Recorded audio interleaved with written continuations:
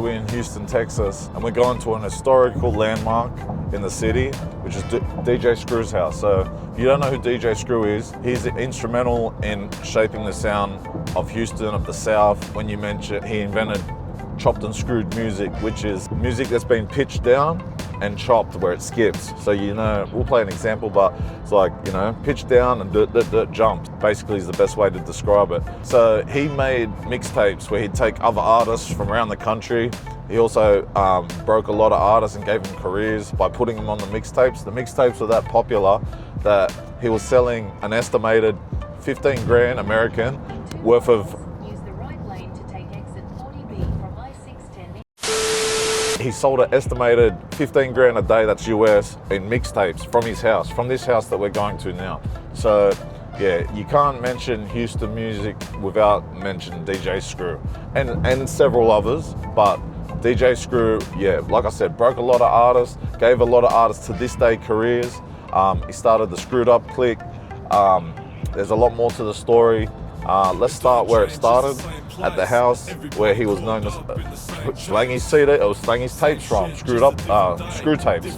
So yeah, like I said, there used to be 15 grand a day. So imagine that, lines down the block of people just waiting up to get sometimes personal tapes, sometimes his mixes. He's estimated to make over 300 different mixtapes. Who knows what the true number is. He's since passed away. We'll get into that after, but let's go check out his house first. Yeah, it's DJ Screw's house. So we're on Greenstone Street, and this is the street. So the house is coming up. I'm not sure what this neighborhood's like. So, you know, we're not gonna fuck around and play games, but yeah, this is DJ Screw's neighborhood. It's marked on the map on GPS as a historical landmark. So I'm guessing we're in the right place. So we're going left here, and it's the house on the next corner when we go right. I'm not gonna get out and fuck around because I don't know who lives there, and they probably have a lot of people come through, but this is the house. Yeah. So people used to line up here. Destination is on the left. And yeah, he was selling tapes like he was selling drugs, like, and it was all legit. 15 grand a day, you do the math on that. In a week, shit, it's like 100 grand Australian in a week selling tapes. Fuck me dead. We'll bust a U, we'll get another little bit of footage of it, but man, this is the street Screw would have drove up and down, and who knows what artists came here. Big names, you know? I'm assuming. You can fact check all the shit I say. If I'm wrong, drop it in the comments, but I'm just going off what I've been told and what I've researched, but I'm sure there's much more to the story than what I'm telling you. But we couldn't come to Houston and talk about Houston music without mentioning DJ Screw. We'll start there and we'll see what other artists. We can show you some historical places, some landmarks, some how it's embedded in the culture and where it came from. So 76, 78. Just double check, 76, 78. That's it. Next on Greenstone Street toward Poplar Street. Yeah, well, we'll start there, you know, we'll go down to Screwed Up Records eventually. I don't know if I'm on the wrong side of the road. Yeah, but this is the neighborhood he lived in, so one of the houses. Hopefully we can meet some people that have known him, verify our story. So we left DJ Screw's house, we're on the way to KEMAH Boardwalk, and we've discovered we're on the NASA Parkway, and we're actually 2 minutes away from the NASA launch facility, I think, or it might be the HQ, but we're not sure. In 1.8 Ks, we turn left, and I assume it's called NASA Parkway, that NASA related. So, like I said, we wing this shit. We go out there, we go anywhere, and a lot of the times, especially in America, but anywhere really, we go in one direction and we discover shit. So, you know, I'm discovering it along with you, and yeah, come for the ride. Let's see where this takes us. So we're here at the Space Center Houston. I'm not sure what this is, but there is a checkpoint, so I don't know if we're gonna be allowed in, but we'll try. Why not? I think it's just a big museum, to be honest, by the looks of it and the amount of cars there is in there. But we'll pull in. We'll have a quick look.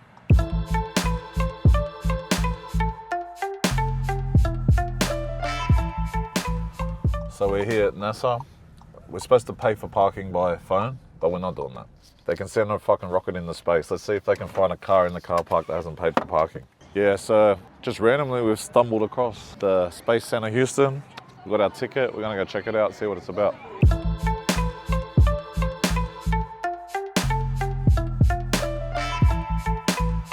So it's a pretty big fucking place. I don't know where to start. But yeah, we're in the fucking Space Center Houston. So I'm too hungry to stop and break down all this shit, so you're just gonna have to figure it out for yourself. We're gonna run through this place real quick. It says 4 hours, 3 hours. We're gonna do it in, we're gonna aim for 45 to an hour. There's gonna be lines, obviously. If you really care that much, then fucking get off your ass and come down here yourself, because I'm too hungry. So Skylab consisted of 3 manned missions, May 1973 through February 1974. Skylab missions were much longer than previous manned space missions. As a scientific lab in Earth orbit, Skylab paid... Isn't Skylab out of Terminator? Excuse me. Excuse me. So I'm guessing this is a replica of what inside the space station would look like. Looks like this guy's having a shower. You got this cunt up the top eating.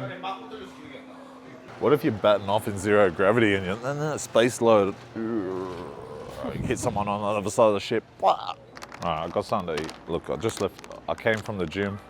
I didn't expect to fucking be in the NASA Space Center. We've got something to tie us over. We can slow it down a bit. Not too slow. No food or drink beyond this point. I'll break it down first. Goes up, comes down. That's what planes do. Unless it explodes, still comes down. Nobody got time to read all that shit. Should have went the top one first. So I'm gathering, they're saying this is a space plane. How far does it go up? I don't know. Do I care? No, I don't care. But on top of it is a space shuttle, which is a little bit more interesting. Do I care? Just a little bit, just enough to go have a look at it. This is going to be the express tour, just to show you in contrast. As you can see, there's a whole lot of buttons, whole lot of screens. A couple of fucking keypads, 2 chairs. There you got to see the cockpit of a fucking space shuttle. I wonder how long it takes to learn that. So yeah, there you see the shuttle carrier craft and the shuttle flight deck and the mid deck. What else is next? Let's have a look. So that's a little space capsule that one man travelled in, and at the time going further than any American had ever travelled. About 200,000 miles away. Astronauts brought the lunar samples to Earth. They put nitrogen to keep the samples pure. Got special tools. And these are the rocks. So what it says is the moon has no atmosphere, no weather, so it's been bombarded by meteoroids over time, some small, some large and violent. That's why the moon has all the craters in it. So the Omega Speedmaster was selected for use during the Apollo program after extensive testing. Currently it's the first and only watch to have been worn on the moon. Pocket computer. For desktop computers and laptops were common. A programmable calculator like the HP 65 serves as a navigation backup on the Apollo flight. So we're going to take the rocket park tour now.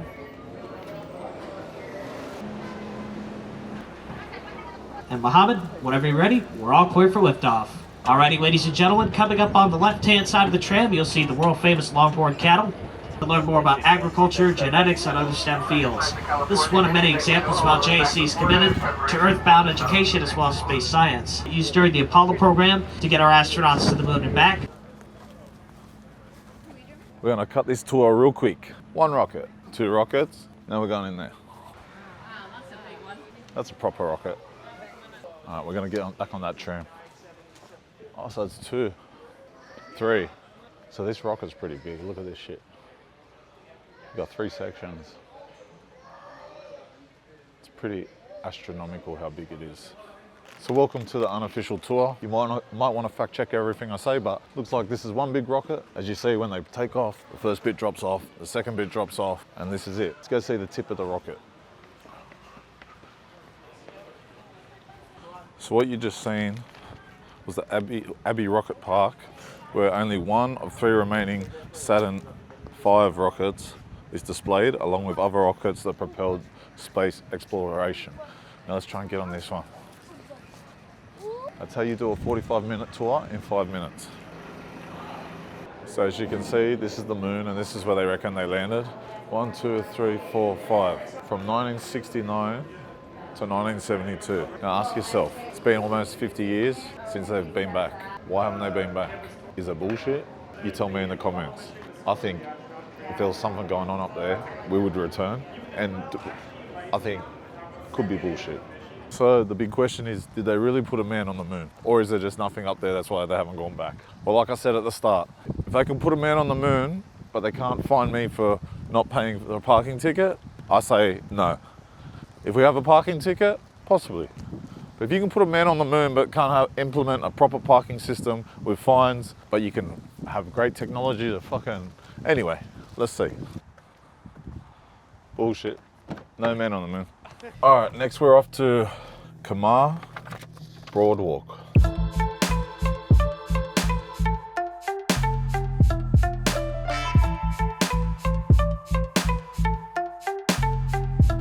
No, is this thing safe? Let's inspect it first. It's made out of wood. If anyone remembers the bush beast at Wonderland, it's probably a little bit more sideways than that. I don't know, if it's lasted this long, it should be okay.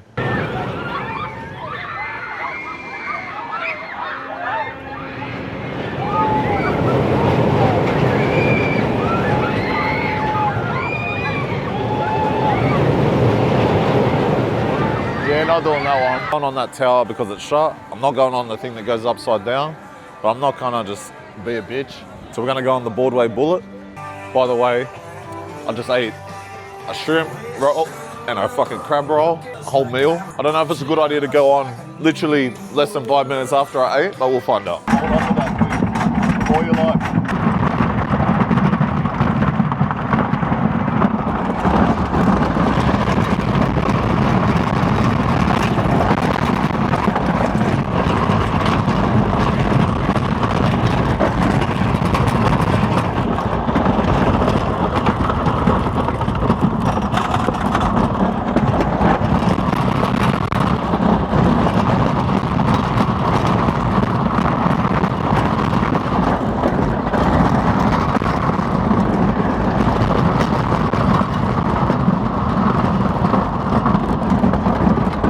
Party bus, a Houston party bus. It's really random. This is the same day, I just changed clothes. We went on the roller coaster. Now we're about to go on an open air 15-foot party bus and it takes off from the 3rd ward. We should have probably done this before, but is the 3rd ward in Houston dangerous? Yes, the 3rd ward in Houston is considered dangerous because of rising violent crime, including shootings and property crimes. All right. Residents also express concerns about safety, Okay. especially at night. Okay, I've heard enough. So that's where we're going. I think it's like 15 people. It's an R&B and hip hop cruise and it'll take us through Midtown. So it takes us to 2 different bars and yeah, it's open air. So we're gonna get to see the city and the people and the culture, So we made it to the party bus and we asked the lady, is it dangerous? And she said, yes. And we've been in the service station and we can feel it in the air. Now we're gonna check in and get on this bus and see where we go. So all checked in, just waiting 5 minutes and we'll be taking off. I definitely am a minority out here and I definitely stand out. And yeah, the cab lady is really nice, the Uber lady is really nice, but she gave us a rundown and she said, I said, look, is the 3rd ward dangerous? She said, yeah, it's dangerous. And I said, yeah, I know, I heard about the 5th ward, I'm sure it can't be far. And she's like, all the wards are dangerous, but she said it is getting better, but. So we're at the service station. We didn't film, but like, there was homeless people, crack addicts, dancing to loud music. They're actually having fun. So, and the lady asked for money, and I said, sorry, I got no money. I mean, she was very polite. So, like, you know, I'm sure you can find drama if you want it. Very easy around here, but people are enjoying themselves also.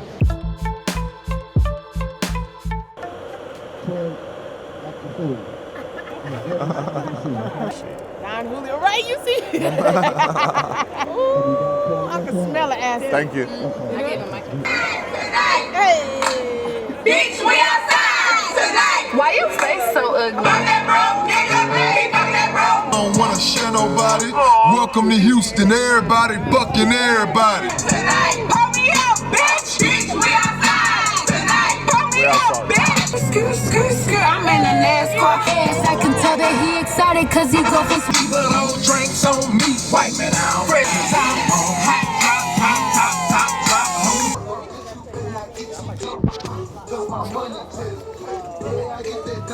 So we're at our first bar. Definitely the minority here. This is Houston. This is like, I feel like we're in amongst 100%.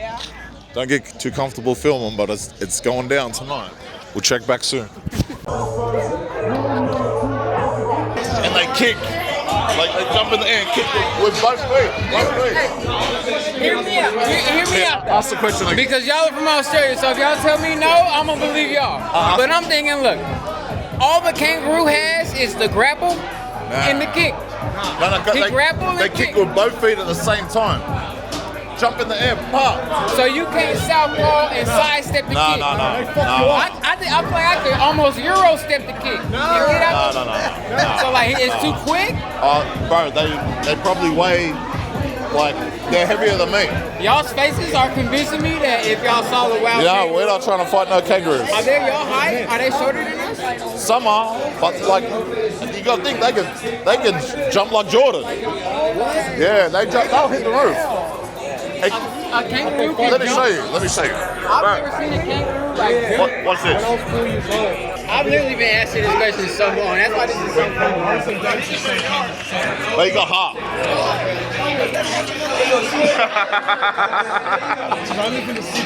Look at him. Yeah. You're gonna attack. Look at that girl.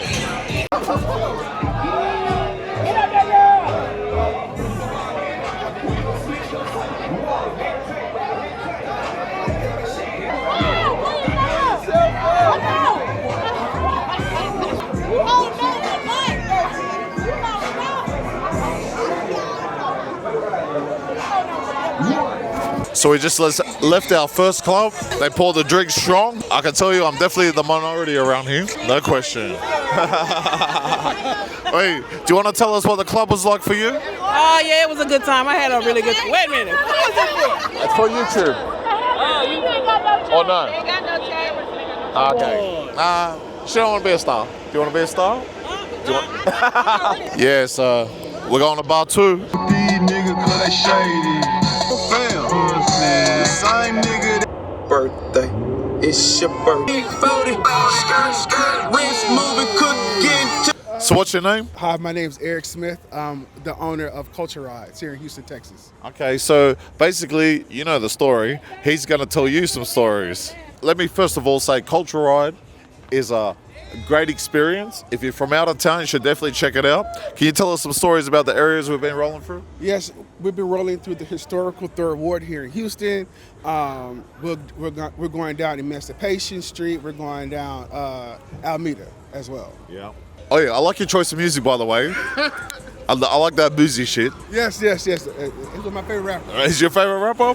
What's your favorite song about boozy? You got Set It Off. You got Wipe Me Down. You got him and Webby got a whole bunch of songs together. Yeah, I love all that old shit. Oh, advertise my company. We also own a paint bar where people can paint and drink and have a good time too. So sip and paint. Yes, it's a sip and paint. Yeah. So what's the website they can book that on? On www.colormycanvas.com, and for Culture Rides, it's www.culturerides.com. And let me tell you, this man has done nothing but provide us with Southern hospitality, and we thank you for that. I appreciate it. Right now, what's your name? My name is Isaac Moore. And where we at? Right now, we have Frozen Paradise 2.0, the biggest in this fucking city right now. We just vibing. Are we in a dangerous area? This can get real freaky over here. Okay. Yeah. And are we the first Australians you're seeing come through this? To be honest, I've never seen the Australians like in my face right now. Okay. So y'all the only two I ever seen that's Australian. Yeah. That's good, because we're not about. There's no prize for second place. Yeah.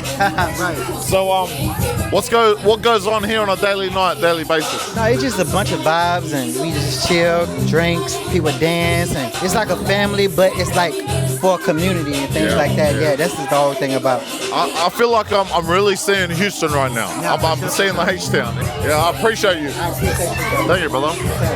You want to tell us what you just? Yeah, these are our Hennessy shrimp. Hennessy shrimp? Yes. It's actually got Hennessy in it. Yes, it actually have Hennessy in it. Jeez. Say no more. So So where can they get these from?